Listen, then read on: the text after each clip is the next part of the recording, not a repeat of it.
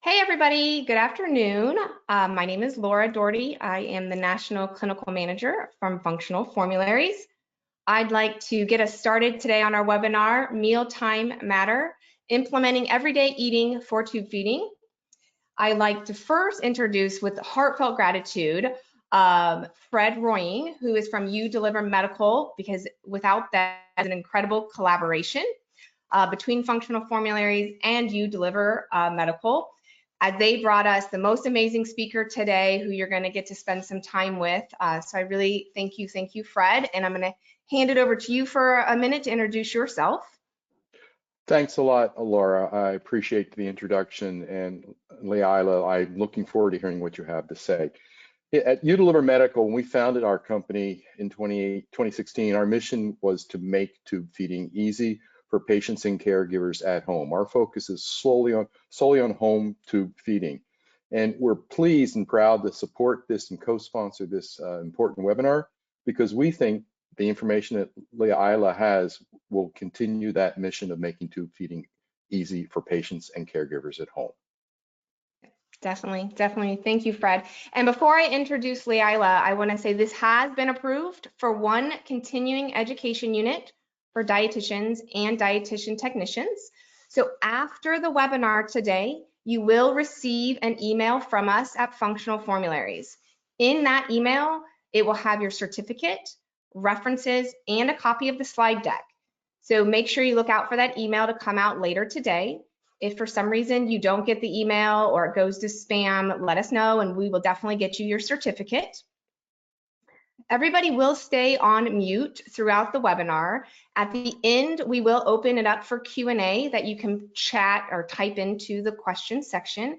And you can submit questions throughout. We're just going to have a dedicated time at the end to answer those. So next up is Leila Thorne. She's a dietitian with over 15 years of experience, including more than a decade specializing in pediatrics in both acute and outpatient settings for neonatal intensive care all the way through young adults. As an international board certified lactation consultant, she is committed to promoting optimal nutrition from the start of life. Her background includes a Bachelor of Science in Exercise Science and dietetic major completed through the dietetic internship program at WSU. She's actively pursuing functional medicine to complement her dietetic background to gain a better understanding of root disease dynamics to support optimal living with evidence-based science. So with that, I will hand the reins over to you, Leila, and I'm excited to learn what all the information you have to present today. Thank you so much, Laura. So today I'm really excited to share this content with you. This has really been a passion of mine to help normalize meal times for those that are dependent on tube feeds. And I've seen the positive impacts firsthand. So let's get started. We have a lot of content to cover. Here are my disclosures. My hope today is that the information provided offers you a different perspective from the typical recognition of our GI system and how you begin to see that interconnectedness, how things as small as meal timing may positively or negatively affect our body. So 3 takeaways from this presentation today are going to include understanding the parts of motility and its impact on our overall gut health. I want you to begin to recognize that rich interconnectedness between the gut-brain axis and how that influences our entire body. And finally, we will be looking at several ways cycling feeds can influence both hormones in our body, and we'll be doing a dive into both the research and case studies. So let's briefly talk about the fundamentals of the GI tract. Depending on the source, an adult GI tract is approximately 22 to 25 feet in length. The GI tract is the primary route for nutrition to enter and for toxins and waste to leave the body. Now, it's not just food waste that we're talking about leaving the body. It's old cells, it's mucus, it's bacteria. Even though the GI tract is within the body, the actual interior of the tract is technically outside of the body. So when you start to look at it from this perspective, we really begin to see that the GI tract in and of itself is this incredibly complex microcosm. And that's because the contents of what's inside the GI tract has to be absorbed to get into the body. So if it's not absorbed, it will be excreted and actually never enter the body. Our GI tract also houses almost 70% of our immune system. So if our GI system isn't primed and functioning properly, our immune system is likely to suffer as well. Now, I briefly want to introduce you to the gut-brain axis, because some of these concepts we're going to begin to address include the vagus nerve. So this axis plays a crucial role in maintaining overall health and well-being. When I'm referencing the gut-brain axis, I'm referring to that line of communication between our central nervous system and our enteric nervous system. But the gut-brain axis also involves the interplay or the cooperation of our nervous system, our endocrine system, and our immune system. So all of which signals the exchange between our gut and brain. This line of communication between the two systems from our vagus nerve. This is the main nerve in our parasympathetic nervous system, which is our state of rest and digest. So the vagus nerve actually connects to many different organs and systems in our body and sends messages back to our brain. Our vagus nerve is 90% afferent, meaning that it's carrying information from the body, or in this case, from the gut to the brain. So those gut feelings that we occasionally feel, we actually attribute to the vagus nerve. Again, they're sending signals from our digestive system to the brain to allow us to perceive different sensations like fullness, nausea, discomfort, or even we might feel like that gut feeling about a certain situation or butterflies. That's all related to the vagus nerve. And as a reminder, when we talk about the immune system, our immune system is supposed to survey and tolerate our tissues. So we don't want it to overreact and result in autoimmune disease or allergy response. And we also don't want it to underreact and not protect us from infections and threats. Now, the act of digestion and absorption is actually really complex. Lots of things are happening in synergy or cascades to support optimal digestion and absorption. So here we're going to look at the stages of digestion through the lens of our gut-brain connection. And this you can see in the beginning stages of digestion, we are starting to already see the connection with our vagus nerve. So let's take a look at these phases of digestion. Now, we often think about digestion starting in our mouth, but actually digestion begins in our brain. This is the cephalic phase. So the vagus nerve indirectly initiates the process of hydrochloric acid secretion by activating the enterochromaffin-like cell histamine pathway. And this can be triggered by the sight of food, the smell of food, or even just thinking about food. And this is a good thing because we need good, strong stomach acid to support optimal digestion, which we're going to get to here in a minute. So after our brain has made that connection that we need food, next is the oral phase. And for most of us, this is the only phase of digestion that we control. So I know that we're here today to talk about our tube-fed patients, which some of them actually do eat orally, but also from the functional perspective, I feel like this is such an important part of digestion because with every chew of food, the food is interacting with different enzymes. So we've got our salivary amylase and our lingual lipase. So every chew, we're adding these enzymes into the bolus to further break down carbohydrates and fats.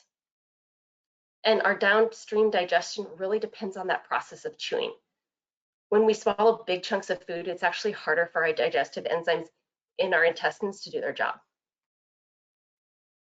We see that the vagus nerve plays a role in the gastric phase of digestion as well. The vagus nerve and several neurotransmitters activate the churning of the stomach. And strong stomach acid is really essential for breaking down protein. Essentially, that stomach acid is unfolding that protein to make it more accessible to digestive enzymes like pepsin, to effectively break them down into peptides and amino acids. It's also really essential for making minerals more accessible to those enzymes, because most minerals are bound up in foods like proteins. So we're more likely to absorb those those minerals when we have strong stomach acid rather than just losing them in our stool. So as our food is moved out of our stomach and comes into contact with bile and digestive enzymes for further breakdown of fats, carbohydrates, and polypeptides, it is essential to have optimal digestion and absorption in the small intestines, because this really is where nearly all our nutrient absorption is going to take place. So most of our digestion, or like the breaking down of nutrients, is really going to occur in our duodenum, where the absorption is going to occur in those latter 2/3 of our small intestine.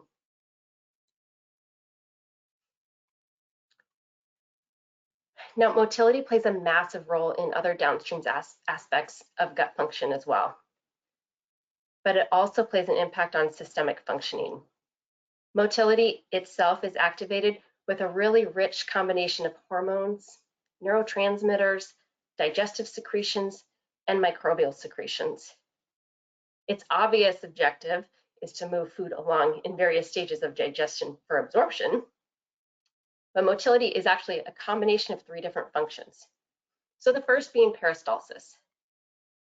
Now, when I used to think about digestion, I always would think of peristalsis, because it's like that little wave of contractions that kind of just propels the gastric contents down the GI tract. And actually, this part of motility is mediated by the enteric system and initiated by the gut wall when it is stretched in the presence of food and fluids. Now, local segment contraction occurs when the muscles contract and relax repeatedly. And this is where we get that churning in our stomach and our intestines. So think of it kind of like a front load wash machine, where it's, nutrients are moving back and forth in each segment to support better nutrient absorption. Not only does this churning help with nutrient absorption, but it actually helps prevent bacteria from overgrowing in our gut. Because think about like an active microbial world where things are sitting still, like a pond. It's going to begin to overgrow. Motility sweeps away old mucus and microbes so we can keep a healthy gut microbiome.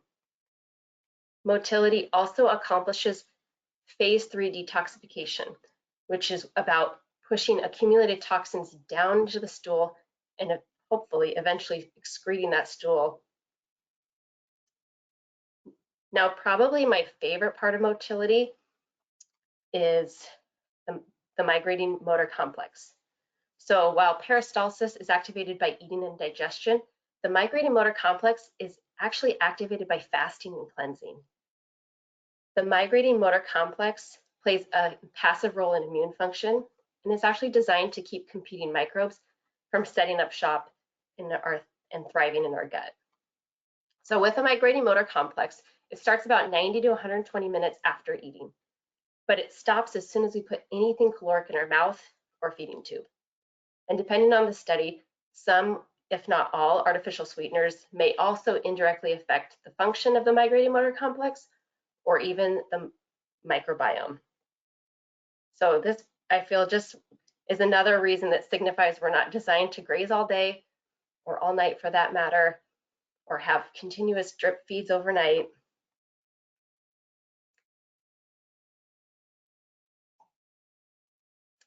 So that's kind of the nuts and bolts of the mechanical processes of motility, but there's also a hormonal regulation in motility. So motilin is one of our hormones. It actually regulates our migrating motor complex as it stimulates both gastric and small intestine motility, which moves undigested food into the large intestine. Motilin has several functions, including controlling our insulin release, our gallbladder emptying, and even triggering our body's hunger cues. And we know from clinical studies that patients with irritable bowel syndrome have dysmotility. And it's usually a multifactorial dysmotility, but in particular, these patients actually have less migrating motor complex waves, and phase 3 of those 4 waves is either barely working or not working at all. So not only do we have less movement, but that can cause a buildup of gaseous secretions from the microbes, which can worsen dysmotility.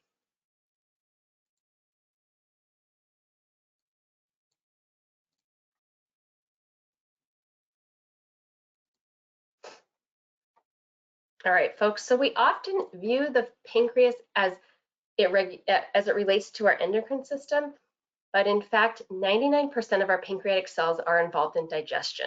So let's take a look at some more hormones and enzymes that play a role in digestion and absorption.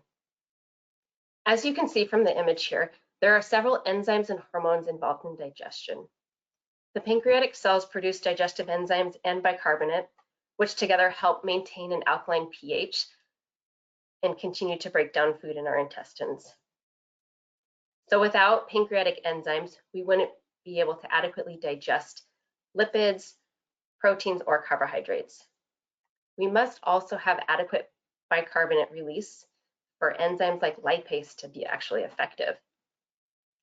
Otherwise, we're malabsorbing fats.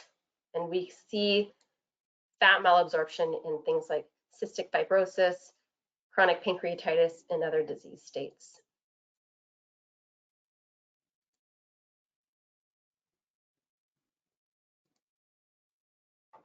All right, and we can't forget about bile and bile acids because they're also a huge part of our digestion, but also our motility. So things I want to touch on here, bile acids are actually recognized as hormones because of their role in their various metabolic processes. Bile acids activate receptors in the small intestine, which trigger the release of hormones like cholecystokinin, which in turn inhibits gastric emptying. And this mechanism is actually important for efficient fat digestion. On the flip side, it stimulates motility in the small intestine and colon to promote movement of food and to support excretion of toxins. So we talked about earlier on that we need that strong stomach acid in our stomach, but by the time it reaches our small intestine, we really need that increased pH, which is going to help support optimal digestive function within the small intestine.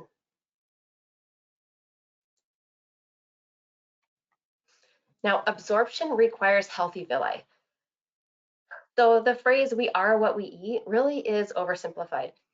We aren't just what we eat, but we are what we absorb. We had talked about how that the GI tract in and of itself is this microcosm, and if we're not absorbing things, they're not entering our body. So here are a couple images of villi from our small intestine. So within each villi, as you can see at the top here, there are microvilli that line the surface. And within each microvilli that contains what we call our brush border enzymes. And those help our body absorb nutrients. So some examples are lactase, isosucrose maltase, which help absorb carbohydrates, but there's actually also enzymes on our brush border to help absorb proteins like gluten, collagen, and casein. Also, what's fascinating about these enzymes is they actually can degrade certain toxins by breaking them down into smaller, less harmful molecules. But the release of these enzymes can be impaired from intestinal insults like a viral illness or even an ongoing bout of SIBO, celiac disease, or even chronic non-steroidal anti-inflammatory drug use. So what happens is oxidative damage to the villi caused by that chronic inflammation will naturally cause those villi to flatten, as you can see in this picture below. And the flattening is that direct result from the immune system damaging the villi in response to perceived threat. So we see this again in celiac disease and several other conditions. But unfortunately, it comes at a cost and it reduces the ability to absorb nutrients. Hence why we see that gross malnourishment downstream in disease states like colitis, inflammatory bowel disease, and again, celiac disease. So again, motility is a balance to support both nutrient absorption and toxic excretion. And we see how the gut-brain axis supports the regulation of these processes. Now, an outcome of motility is transit time.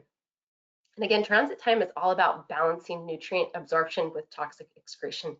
We want GI transit to be slow enough to support nutrient absorption, but fast enough to not allow progressive inflammatory or oxidative effects from toxic overload. So when GI transit occurs too quickly, and we don't have time for nutrient absorption, we tend to lose a lot more nutrients and water in our stool.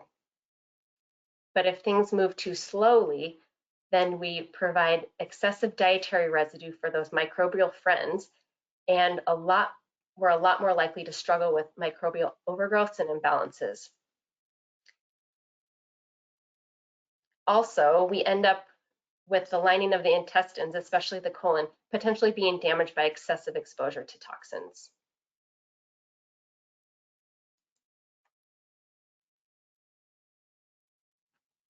All right, so we're going to shift gears here and talk more about the connection between our brain and our gut.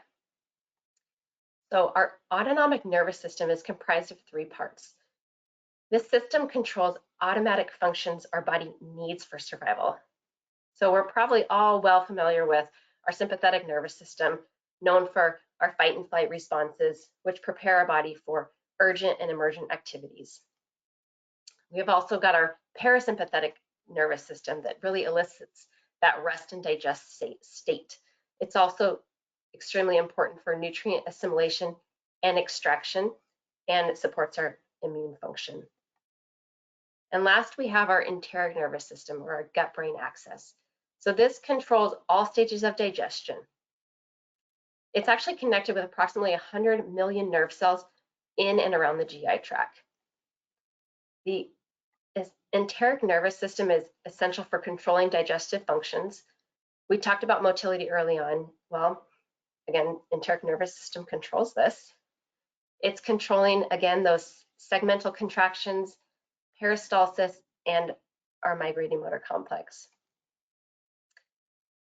Now, what's interesting about the enteric nervous system is, even though it's a part of our autonomic nervous system, it can receive input from the parasympathetic or sympathetic nervous system, but it can actually operate independently of them as well.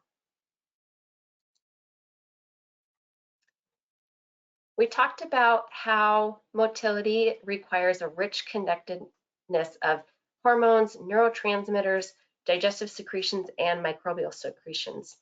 So here's just a few main neurotransmitters in our enteric nervous system that also play a role in our gut function. So again, we think a lot about these neurotransmitters as things that are occurring in our brain, but almost 90% of our serotonin is actually produced in our GI tract. This helps control bowel function and plays a role in protecting our gut. Serotonin release can increase the rate of digestion to rid our body of irritating foods and toxic products as well. And serotonin also plays a part in reducing our appetite while eating. But to have healthy serotonin levels, we must nourish our bodies. We have to have key nutrients like tryptophan, vitamin B6, folate, and iron. Micronutrients do matter. Now, one of the reasons that we need good serotonin production in the gut is to make a lot of melatonin in our gut. So serotonin actually acts as a precursor to melatonin, and melatonin is a powerful antioxidant in our gut. Next, we have acetylcholine, which is a neurotransmitter that also supports a lot of functions in our body, including digestion. And it's released in the parasympathetic nervous system. So acetylcholine actually depends on the liver synthesis, but also dietary intake of choline to produce adequate amounts. And then we have dopamine. And again, dopamine is also synthesized in our gut. About 50% of our dopamine levels are in our gut. Dopamine supports gastric secretions and motility, and it too depends on nutrients. It depends on tyrosine, so abundance of protein-rich foods. So what about stress? You know, we've talked about what our GI tract and our gut-brain axis are supposed to do in states of rest and digestion. But what does our gut look like when we're in a sympathetic nervous state? Well, the nervous systems are collectively triggered by stress, and they impact our digestion the way it was designed. But the body was designed to return to homeostasis after acute stress. It's chronic stress that's problematic. Chronic stress impairs homeostasis. Chronic stress contributes to chronic disease and gastrointestinal issues. So when the brain identifies a threat, whether it's real or perceived, it's going to release chemicals that stimulate the gut brain to divert blood away from the gut towards organs to support survival. So let's take a look and see what it does to our gut. So we see decreased salivation, decreased gastric juices, reduced digestive enzyme activity. And I really think that it's important to state that our brain is actually doing exactly what it was designed to do. But unfortunately for most of us, our fast-paced culture, our brain is actually experiencing perceived threats every day. So it doesn't know that when we're sitting in traffic for 45 minutes, it's not going to kill us. It also doesn't know that when we're planning for a presentation, we're not going to die. But essentially, that's what we're telling our brain in those chronic states of stress. And dysfunction in motility contributes to everything from annoying constipation, diarrhea, to significant intestinal overgrowths, pathogen infections, even food allergies and sensitivities to overexposure from partially digested foods, and it may even contribute to inflammatory bowel disease. We also see stress neuromediators increased intestinal permeability, altering gut microbiota, both of which are factors involved in the pathophysiology of irritable bowel syndrome and irritable bowel disease.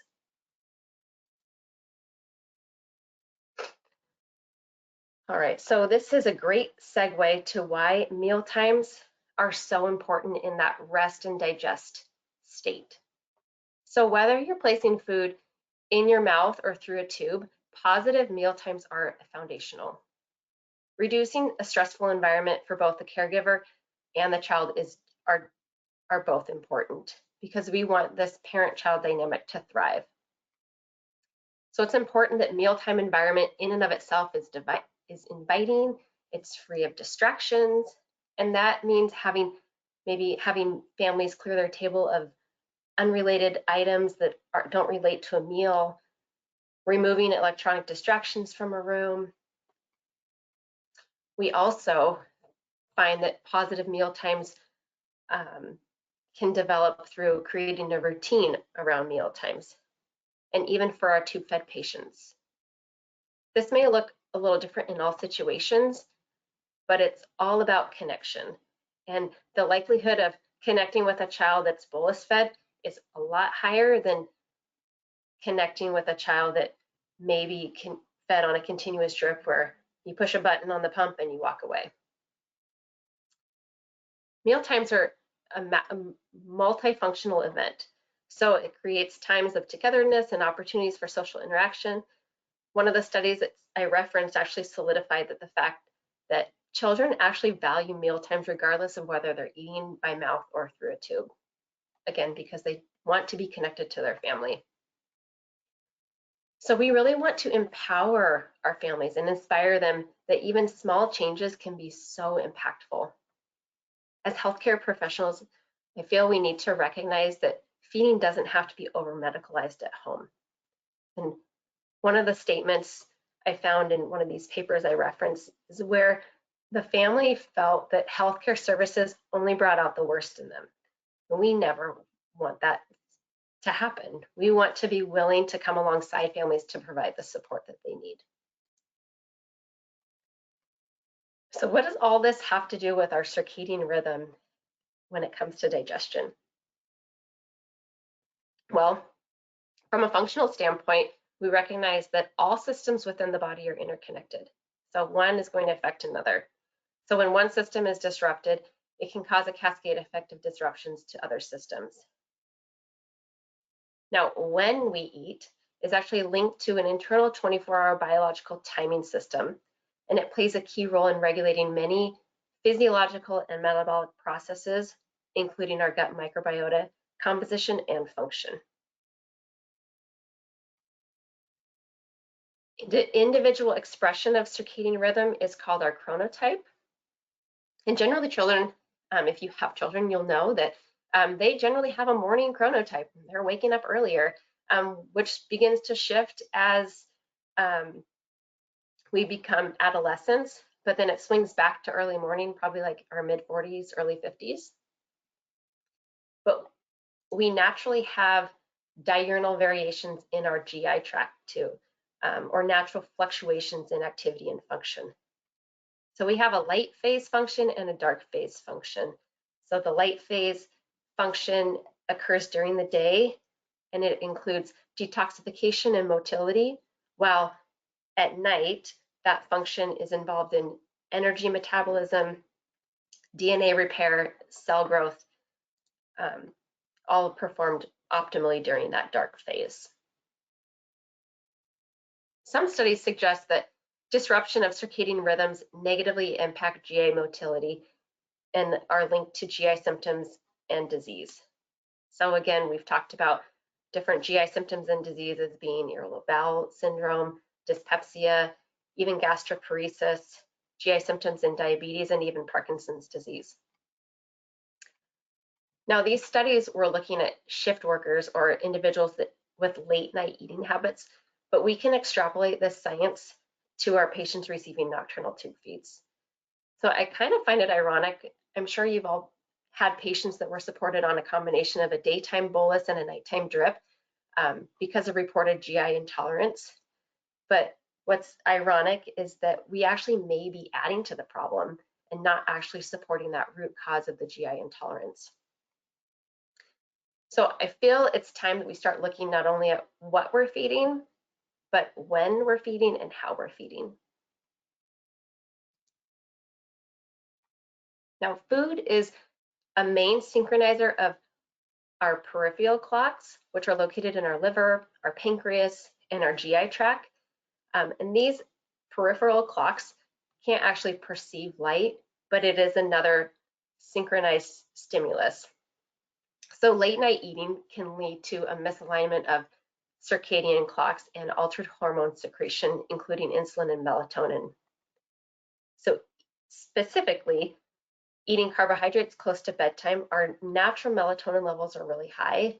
And when our melatonin levels are really high, the body has difficulty regulating blood sugar because the pancreas doesn't produce enough insulin to process that sugar. Now, melatonin and cortisol have an inverse relationship, meaning that when melatonin is high, cortisol levels should be low. So cortisol, most of us know that it as a stress hormone. It's a steroid hormone produced by our adrenal glands, but it plays a critical role in the body's response, not only to stress, but also metabolism and immune response. So cortisol levels typically peak in the early morning and promote wakefulness, and then they should gradually decline throughout the day to align with our body's natural circadian rhythm. But when there's imbalance between melatonin and cortisol, sleep can be affected. And circadian rhythm and our gut microbiota actually influence each other in a reciprocal way. So for example, gut dysbiosis can lead to circadian asynchrony and vice versa. Factors that may help maintain balance between circadian rhythm and gut microbiota include diet quality and meal timing.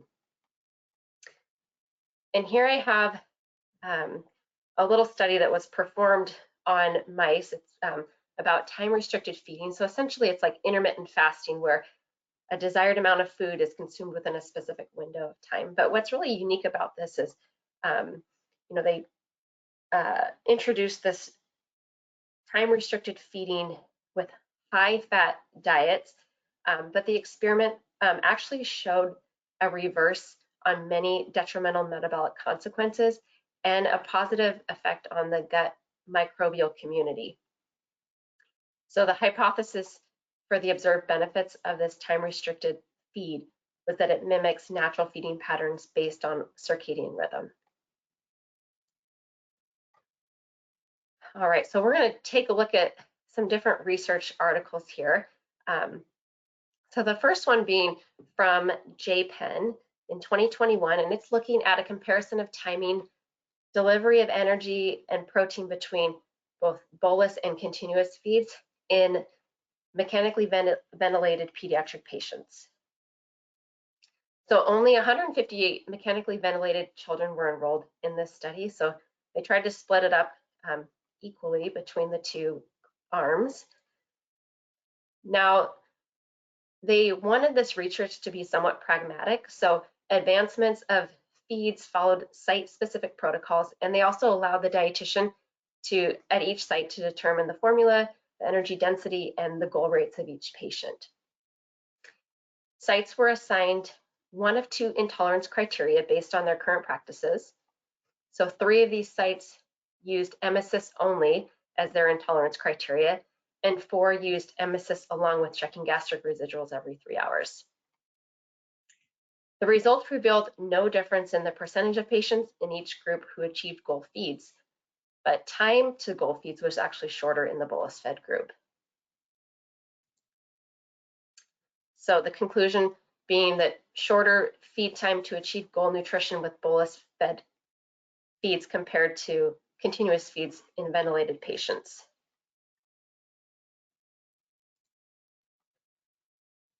Now, this is a 2024 systematic review and meta-analysis aimed to compare the outcomes of bolus feeding and continuous feeding in critically ill patients. So they did look at secondary outcomes as well, as you can see here. And they looked at 9 randomized controlled trials that included 863 patients. But I think that what's interesting is that at any given point, only half of the studies they were analyzing used those secondary metrics. So the results showed comparable outcomes in critically ill patients between both feeding methods, but overall no statistical difference in terms of those secondary metrics.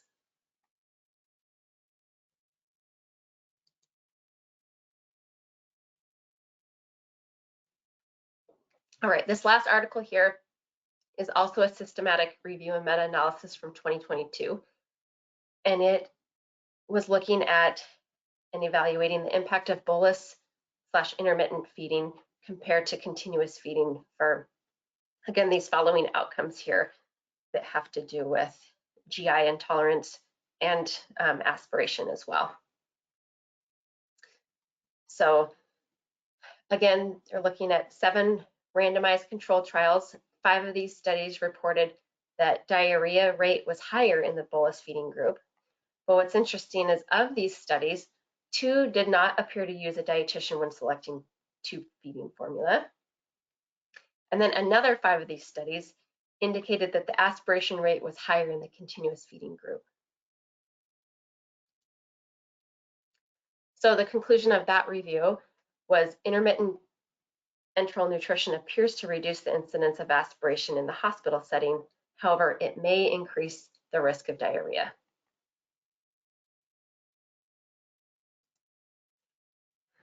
So we always have to ask, who are these patients?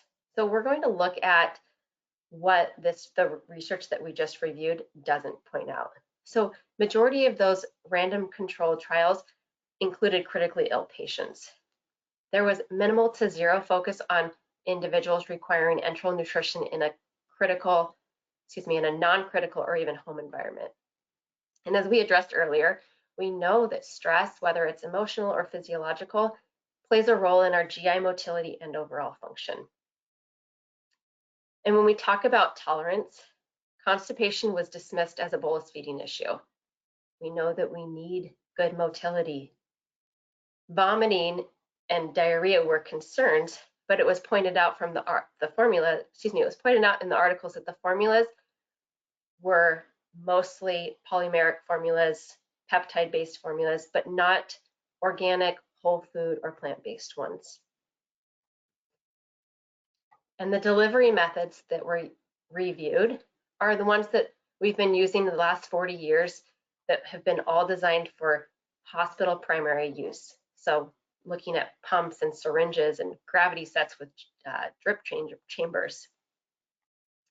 So we really need more research in these specific arenas. So if anyone's chomping at the bit to do some research, we could use your help. All right, so now that we've addressed the science behind gut function and motility, let's take a look at real examples and how they can support better outcomes. I've got a few case studies here. Again, I work with children, so these are all children that I've worked with in the past and still work with. So this is a 15-month-old male with trisomy 21. He's primarily G-tube dependent for nutrition support. Orally, he is able to take tastes of purees and fluids. I also wrote down in here that he was stooling about every 1 to 3 days. His parents' primary concern is with now that he's walking, he has increased mobility. They really wanted to reduce the length of feeding time. But the issue was that he's had a significant history of volume sensitivity anytime we've tried to condense his infant formula in the past. So his baseline formula was an extensively hydrolyzed infant formula prepared to 27 calories per ounce. We had tried to dilute it back to 24 calories per ounce at one point, but again, he didn't seem to tolerate the volume. And we also attempted to reintroduce a milk-based pediatric formula after he was 1, but on 2 separate occasions, he had emesis. So we just kind of stayed the course. So I had pushed for 5 feeds a day, which I felt was a little bit more age appropriate for this kid, but the family really preferred 4 bolus feeds a day with the nap times, and then again they were still trying to offer some food even though it was just tastes at meal times. So now that he was over 1 and demonstrating good growth, and again given those concerns that the parents had presented, we decided we were going to make some big changes to not only support improved GI tolerance, but also to decrease feed time. So our transition plan was as follows. We would transition to a commercially blended whole food product over 4 stages. And our final stage being 100% commercially blended whole foods.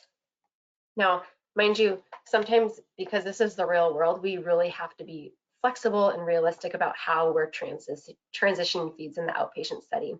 So I often try to provide families kind of what I call like guardrails, because change can be a barrier in and of itself. So if we provide those guardrails, as long as we're staying on the road in between that, we can actually make some progress. So in his case, given the volume sensitivity, I chose to progress his feeds a little bit slower because the last thing I wanted to do is make abrupt changes and again, not be able to make progress. And then we also have to remember that the caregiver parent team is really essential to our care team. And we have to take a look at some different dynamics.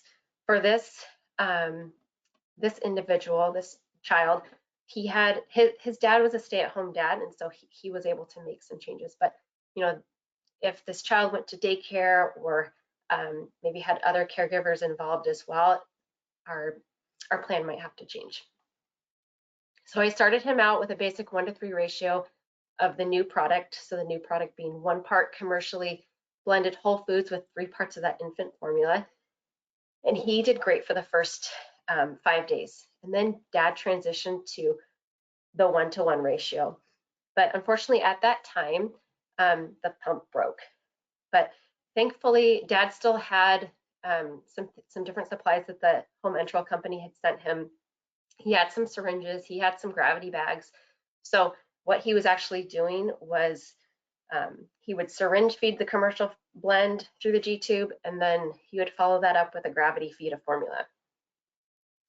So when I followed up with him about a week later, and he presented this information to me, I decided that rather than waiting to achieve his goal feeds, it was time to transition to reusable tube feed pouches to save him a lot of time and energy. And overall, he successfully transitioned to full feeds of that commercially blended whole food product using reusable tube feed pouches. He had improved GI tolerance, and he was even noted that he was stooling up to twice a day with that transition. And I think that that's really unique because sometimes we view our kids that have low tone, like a trisomy 21 patient, as it being normal to have bowel movements like every couple days. But this just goes to show that, you know, even with that low tone and motility, we were still able to produce good bowel movements with using this formula. So feeds were actually adjusted a little bit to about 4 to 5 times a day during meals. And again, this allowed the family autonomy to help do what was best for them and their family on any given day. Now this kiddo, he's now 5. He's been G-tube dependent since discharging from the NICU. He has a history of prematurity. He's also a twin. He has congenital tracheomalacia and trach dependent. Overall, he's had a history of intolerance requiring a combination of daytime bolus feeds and nighttime feeds. And again, you know, taking families into consideration, you know, I've actually seen this child intermittently since he was born, but the family kind of went on a hiatus here and there. And I think the longest time that I had from seeing him to his follow-up was about a year. And over that year, his pediatrician was actually managing his feeds. But when the family realized, you know, we're not getting anywhere, we're still on these prolonged feeds due to poor GI tolerance, they sought me back out. So when he returned to my office, he was on a whey-based peptide formula. And then shortly after, his GI doc had suggested a pea-based peptide formula, but which didn't seem to improve his tolerance. Now, his PCP had him taking about half his feeds during the day because of this intolerance. But, you know, family was actually doing almost 8 feeds a day in addition to the continuous feeds overnight because they just felt like he wasn't tolerating this formula. So I had brought the idea of using a commercial whole food blend product up to the family at a past visit. And we had discussed the potential benefits, but they really weren't ready to try something else at that time. So for him, excuse me here.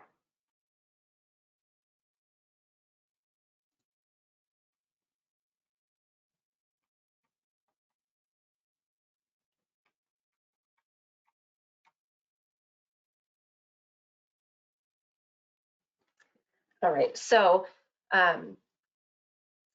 when we did end up starting the new formula, we, given his age and because these several formulas hadn't been working, we decided to start with a 50-50, and just so 50, like a 1-to-1 ratio of the commercial blended formula in addition to that peptide formula during the day.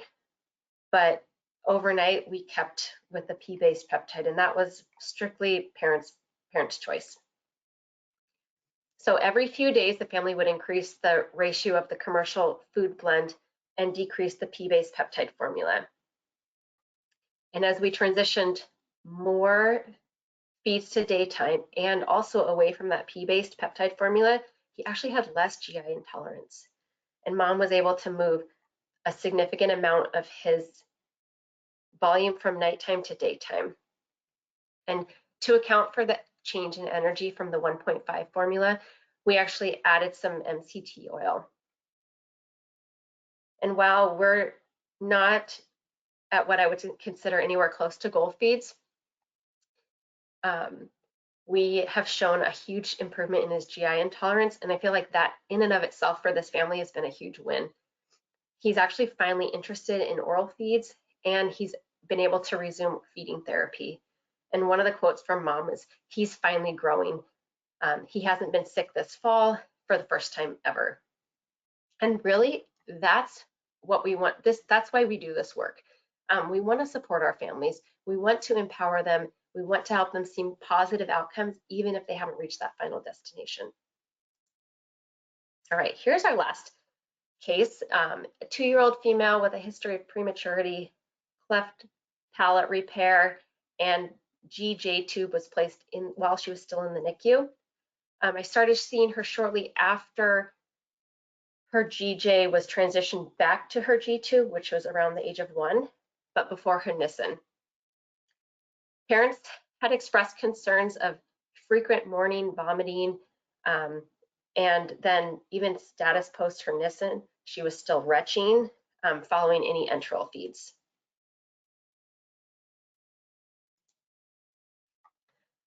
So again, she came to me using a pediatric peptide 1.5 formula, and this formula was with a combination of a daytime bolus and an overnight drip. Now, given her frequent vomiting, the GI doctor had recommended a P-based peptide 1.5 formula, but family reported back to me that this actually resulted in excess gas and diarrhea. So after that brief formula trial, we went back to the pediatric peptide 1.5 formula. And over the course of a month, we were able to condense all her nighttime feeds to daytime bolus feeds. Mind you, we were still using a pump over 30 minutes. So our next follow-up with her, we transitioned to a whole food blend product at a 1-to-1 ratio. Now,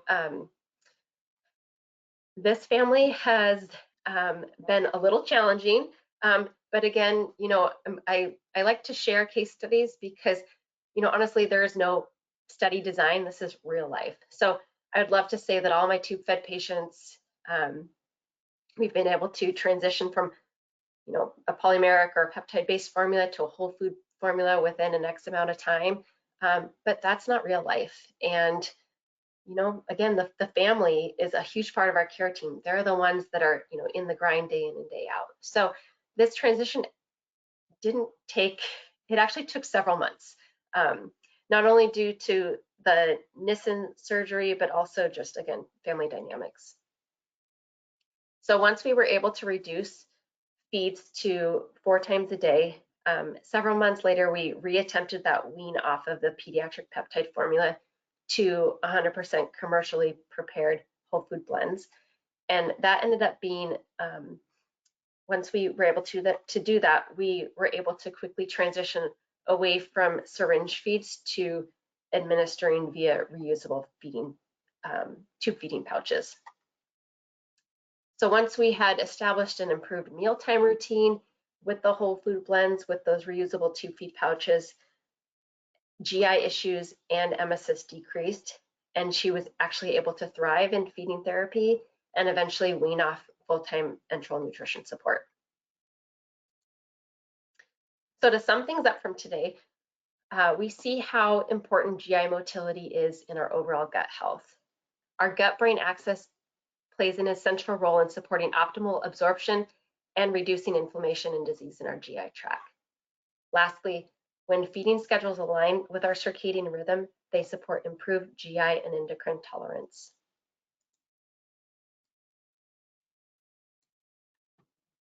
Great. Thank you so much, Leila. That was amazing. It's always good for me to go back and start with the basics, and really the digestive process you went through you presented it in a different way. I hadn't thought of it before. So this was just absolutely excellent. Thank you so much. You're welcome. We do have a few questions, and we've got about 5 minutes. So if you do have a question, audience, please just type it into the question box and we'll get to as many as we can. But to get us started, the first question is, Are there lifestyle interventions or specific nutrients that help to improve and or support the regeneration of intestinal villi?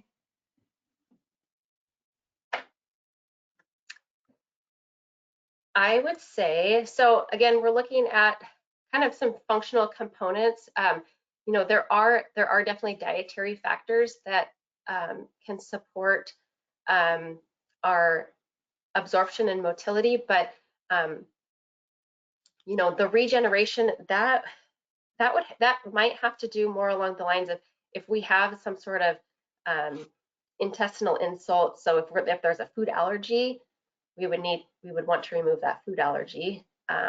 If there's an overgrowth, we would want to look at what the root cause of that overgrowth was, whether it's motility related, whether it's microbial related. You know, do we not have enough fiber in there to support optimal colonization of those commensal bacteria? And